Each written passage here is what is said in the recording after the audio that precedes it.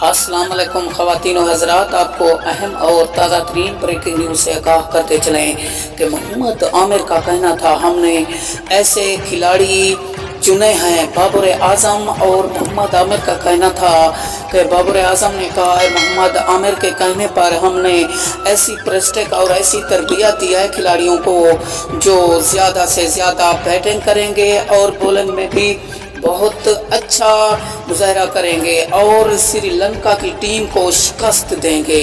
2022 का Asia cup हम उठाएंगे। अहम ब्रेकिंग न्यूज़ आपको दे रहे हैं।